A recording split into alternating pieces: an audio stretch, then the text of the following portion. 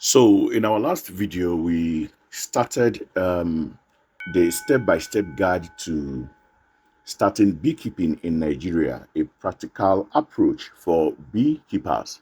So this is a continuation of this video, and today we are going to start with regular hive inspection and maintenance. But before we continue, you can check the description. You will see a link of the first video we did on this, so that you can be able to follow up and learn more. So today we are going to look at regular hive inspection and maintenance. Inspect the hive every few weeks to check for healthy brood patterns that's indicating a strong colony. Queen's presence. If missing, the colony may need a replacement queen. Honey storage to plan for harvest. So what basically this is talking about is that, let me break it down. Normally, I advise to be inspecting your beehive every 3 weeks, because beehive inspection is very, very important. In fact, that is the most important thing in beekeeping, because once you don't inspect your hive, you will not know what is happening inside there. Maybe you feel that yes, all is going on well with the bees, not knowing that they must have been attacked by one disease or the other, or maybe their brood pattern, the way the queen is laying the egg is not good. So I suggest every 3 weeks for you to check out held brood patterns. A held brood pattern in a beehive is a sign of a strong, productive queen and a well-functioning colony. It indicates that the queen is laying eggs properly and that the worker bees are caring for the developing brood efficiently. So here are some of the things that define a healthy brood pattern. Number one is even and compact brood layout.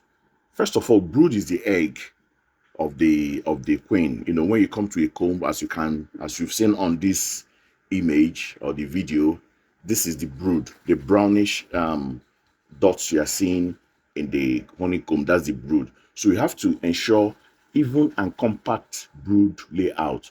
The capped brood should be uniformly distributed with very few empty cells scattered around, and it should form a solid football-shaped cluster on the frame, showing a good laying pattern by the queen.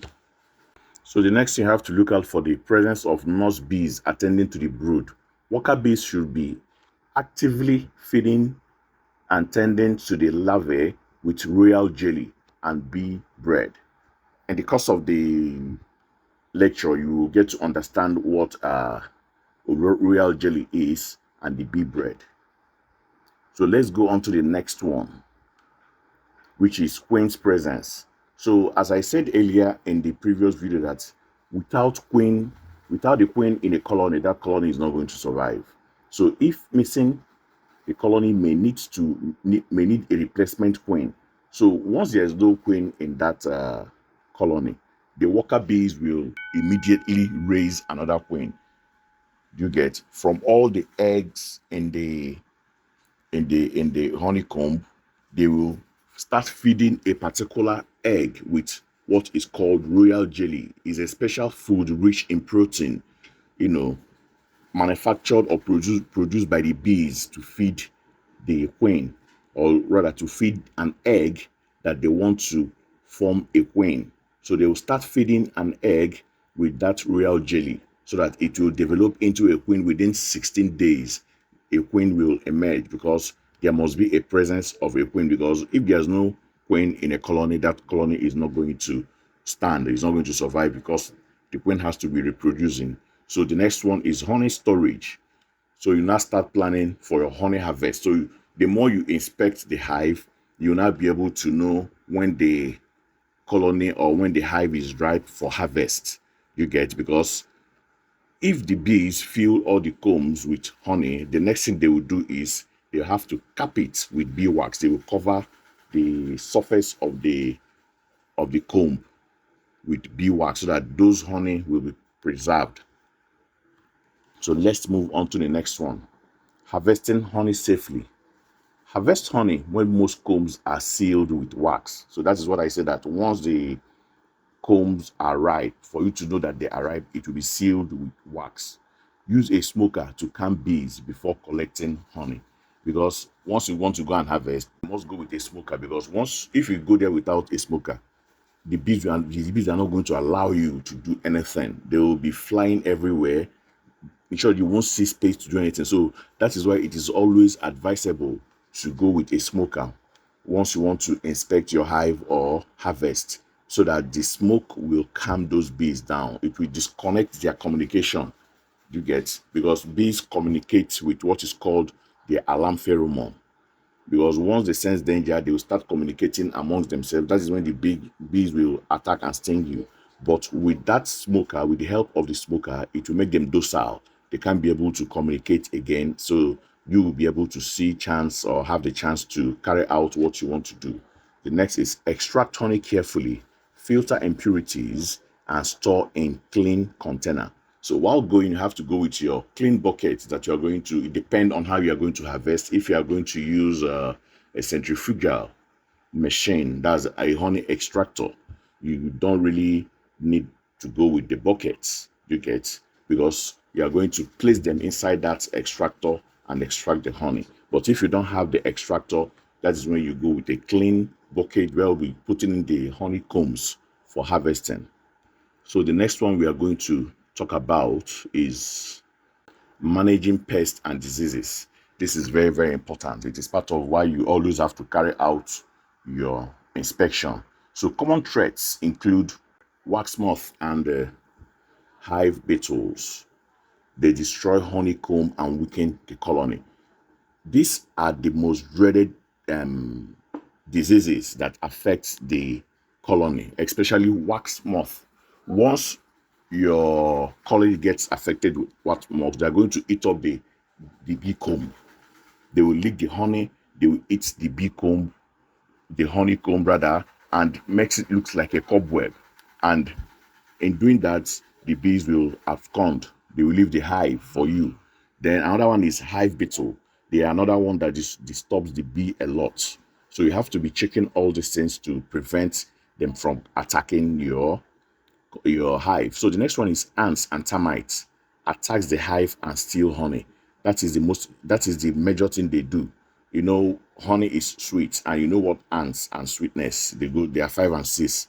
So once there is honey in your hive, ants will come. So you have to look for a way to prevent ants and termites.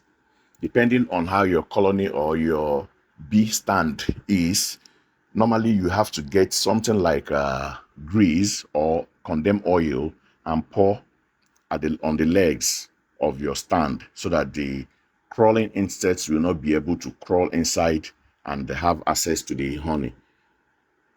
So the next one is preventive measure. Keep the hive clean, use natural repellents, and inspect regularly. So the next is marketing and selling your honey. So this is the business aspect of it. After you must have gotten your honey, you have to sell it. Sell honey locally at markets, supermarkets, and online. Good packaging and branding helps attract more buyers. Ensure compliance with Nigerian's food safety regulations. So once you have harvested your honey, the next thing is to get buyers. Definitely, honey is in higher demand, and you are going to see buyers once you start maybe advertising on social media or using your word of mouth or meeting supermarkets.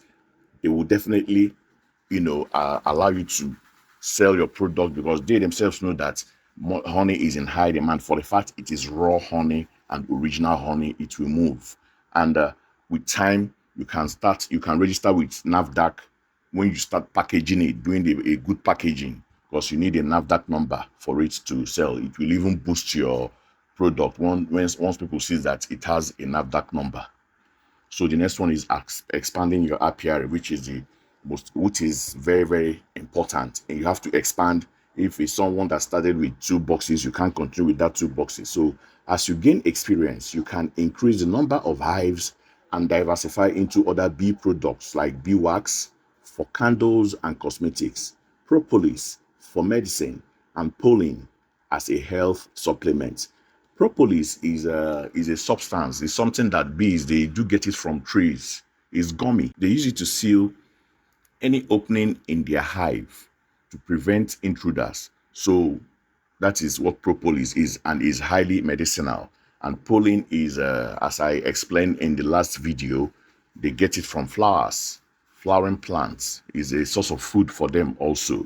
And the beeswax is the extract. From that comb, when you must have processed that comb and refine it, you get beeswax. So let's look at the next one. So this is the concluding part of this video. So starting beekeeping in Nigeria requires proper planning, the right equipment and knowledge of bee management with patience and consistency.